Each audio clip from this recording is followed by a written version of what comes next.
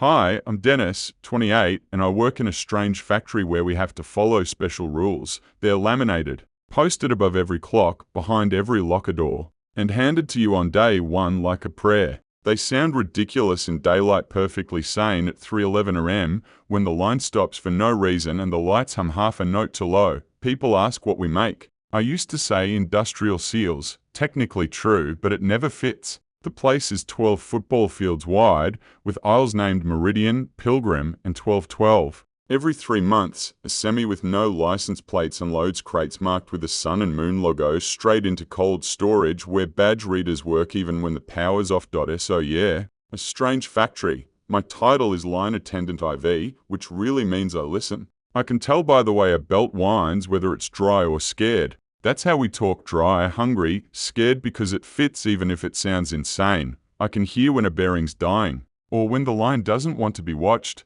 That's rule 7. If the line doesn't want to be watched, don't watch it. Everyone jokes about it during breaks. No one breaks it. Other rules: never clock in after 11:58 p.m. if you hear your name between 2 and a.m. Don't answer unless the voice says Supervisor On Duty. If platform C smells like cinnamon, evacuate. If a visitor without a badge asks for directions, you are lost. When the bell rings once at a.m., face north. There are more, and each has a story. Bianca, the lead on platform A, taught me most of them. Black nail polish chipped on one thumb, voice calm enough to stop forklifts mid-turn. She once said, make your 5-minute decisions in 2 minutes, or the factory makes them for you. The first time the factory noticed me, I was tuning a belter A, humming in D. The hum shifted, so I tapped the housing with my wrench. The sound steadied, then the wrench tapped back. 3 polite knocks from the inside of the metal. The air cooled. I gripped the wrench. Not tonight, I said. The knocking stopped. Bianca's voice drifted from the catwalk. Good. Never open for a knock. They don't come in that way. How do they come in? I called. They don't, she said. We go out. That was the first story she ever gave me. Her brother once followed a voice into the compressor room and came back smiling with a mouthful of ash. I laughed then. I don't now, because the night the bell finally rang, I understood why no one ever talks while it's ringing. It happened on a Tuesday. The vending machine at my dollar and spat out 3 packs of rosemary crackers. A weird fluke, but nothing worth a rule violation. Then the intercom popped, like someone plugging in a guitar, and played 2 seconds of a lullaby I didn't recognize. At 2:03 am, the speaker above my head breathed, Dennis, to platform D. Dennis, no supervisor on duty, just my name. I froze. Rule 2: never answer unless you hear those words. So I stared straight at the nearest camera until its red light clicked off. Good, said Arkady, the night safety lead. Old grey, Eastern accent like gravel rolled in oil. Rule 2. You know, who else did it call? I asked. For others, he said. 2 answered. Enough for what? He smiled faintly. For the bell. We don't have a bell. At least, not one you can point to. It's a myth wrapped in a rule. When the bell rings once at a.m., face north. At T exactly 3 o'clock. It came. Not a ring of vibration that started in your ribs and pulled up, like a single harp string plucked beneath the foundation. The entire factory went silent. Belts froze mid-motion. Every person turned north without needing to check a compass. North is where the air folds. You just know. For 30 seconds we stood still. My heartbeat slowed to match the hum of the walls. Then, at the edge of my vision, I saw shadows paper thin, moving like drafts, keeping just outside the light. No one breathed. The bell hates commentary. Then the tone faded, and everything exhaled, somewhere down Meridian. A wrench dropped and clattered way too long, like the floor had stretched to keep it going. Back to it, Bianca said, clapping once. That single sound rewound the world, but the bell leaves residue. Always does. I went home at 8 o'clock am, scrubbed my hands until the smell of coolant disappeared, and tried to sleep. I dreamed of rearranging the rule card, but every time I got the order right, 2 more rules appeared. Handwritten. Wet ink still shining. When I woke, my wallet card was damp. That night, I learned what cinnamon really meant. Cinnamon isn't a smell you ever forget. It's not sweet or festive, it's metallic, sharp, like dust mixed with heat. When it hits, you don't think. You move. Rule 3, if platform C smells like cinnamon, evacuate. Alarms never sound. They don't need to. The word itself runs through the factory faster than any siren. Cinnamon. We filed out into the yard, lit by sodium lamps that made every face look carved. Arkady began the head count. Check the laces, Bianca said. That's part of the evacuation protocol, unwritten but older than all the others. If anyone's shoelaces are grey, you do not talk to them. You just let them fade. We were missing two.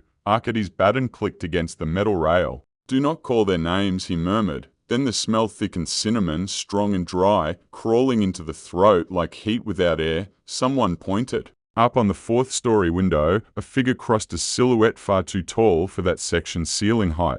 Its head turned toward the yard, the floodlights flickered once, and when they steadied, the two missing workers were back among us, grey laces, pale faces. Eyes focused somewhere past the world. No one spoke. We stood perfectly still until the scent thinned, and when it did, they were gone. Just gone. The count came out even again.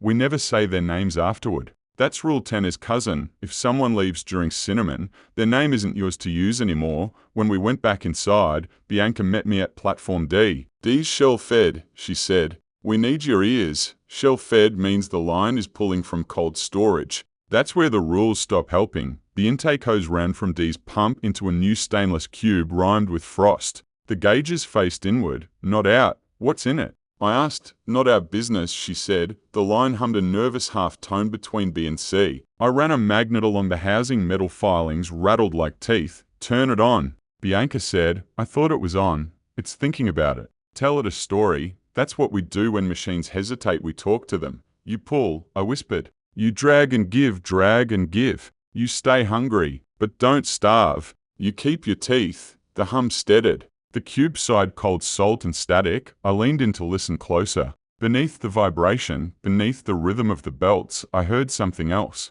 A far-off sound like waves. When I looked up, the windows beside the line had gone grey. Not dark, just blank, fogged from the inside, and in them my reflection blinked half a second late. My reflection shouldn't have blinked at all. The glass was fogged, the light behind me too dim, yet the silhouette in the window breathed when I didn't. Dennis, a voice said through the intercom, soft as static. There you are. I froze. Bianca's tone was razor sharp. Don't answer, but the voice sounded like my mother's. Come to cold storage. Bring your card. The air thickened, like the factory was holding its breath, and then I made the mistake. Where? Bianca's face drained of color. Arkady's eyes went flat, the way you look at someone already half gone. He invited it, he muttered. The intercom crackled again, satisfied. He did. I should have run. I didn't. Okay, I said. I'll go with rules. Bianca reached for me, but Arkady stopped her. He knows the bell, he said. Let him walk his own. So the three of us went slow, deliberate steps toward cold storage. The air grew colder with every turn, ducts groaning overhead like sleeping lungs. The chain gate hung open. The padlock was snapped, edges frosted. Inside, the concrete glittered with thin ice, crates marked with the sun and moon symbols stacked like mausoleums. The first aisle smelled like salt, the second like hot dust, the third cinnamon. By the fourth, our breath fogged heavy enough to taste. There sat the stainless cube from platform D, perched on a dolly, its face turned outward now, glass panel, blue card reader glowing faintly. Behind the glass, something moved. Not fast, not slow, just aware. Your card, the glass breathed. The condensation wrote the words as it spoke them. I pulled my badge from my wallet. The photo looked wrong, eyes too bright, smile too rehearsed. Rule 11, Bianca whispered. I nodded. When you must give, do not give everything. I pressed my badge to the reader, then lifted it before it could beep. The fog shaped into a handprint, palm open, waiting. I tapped again once, twice, 3 times, teaching it my rhythm, not my obedience. The fog hand twitched, confused. Then the glass cleared. Inside was something like a breathing chamber, ribbed like lungs. At the center floated a 12-sided shape, each facet showing a different place, a kitchen, an empty bus, our own factory running empty. Bianca laughing, grey lace shoes lined neatly at her feet. Then one facet shifted, showing me, standing exactly where I was, badge in hand. Enough, Bianca said. Arkady raised his baton. You brought your own bell. He struck the frame once. The sound wasn't loud, it was correct. The cube flexed, sighed, and went still. The frost on the floor melted by 1 honest degree, for a heartbeat. Everything in the world was perfectly balanced. Then somewhere deep in the plant, something sighed back. The next few nights felt borrowed.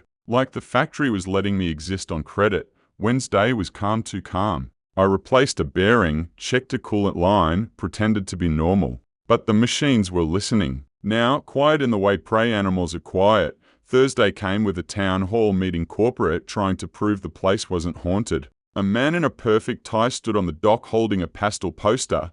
"We're simplifying the rule cards," he said proudly. "Just 8 rules now. Safety first." Bianca folded her arms. "Which 8? He smiled that management smile. "Well, we cut a few confusing ones. For example, instead of face north when the bell rings, it now says remain calm during unplanned alarms." Miguel, her brother from day shift, raised his hand. "And if it rings at 3 a.m., then you are exit safely." The man stammered. No one laughed. Then the air shifted. That dry, metallic cinnamon smell rolled in thin but certain. "Evacuate," Arkady said instantly. We filed out in silence, counted heads. The corporate man sniffed the air, confused. "Is that Christmas?" He didn't come back the next week. Friday brought quiet again. The belts hummed a clean D. The shadows obeyed their lights. I almost believed in peace. Then Saturday happened. At 3:11 a.m., the lights dimmed without going out. The shadows didn't wander, they simply detached.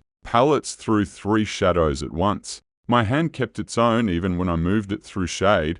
"The windows are showing moonlight," I said. Bianca looked up. "Then Rule 9 forgot its job." "What's the rule?" "There isn't one," she said. "So we make one. We face north." The bell didn't ring. I tapped the frame once. Arkady tapped twice. The air steadied. The lights rose half a tone. Afterward, Bianca pulled a paint marker from her pocket and scrawled across the back of my rule card, "When there is no rule, choose the one that keeps others human." I asked, "Who wrote that?" "You did," she said. "You will." Same thing. That was the night I realized the factory keeps score. It doesn't punish, it balances. And my balance was coming due. Sunday night, the factory came to collect. I was on Meridian, ear to the casing, when it happened, that strange vertigo. Like realizing the bus missed its turn 30 seconds ago. The floor was level, the lights steady, but the hallway between me and the exit had gained an extra bend. Rule 23 flashed in my head: if you count more doors leaving a room than entering it,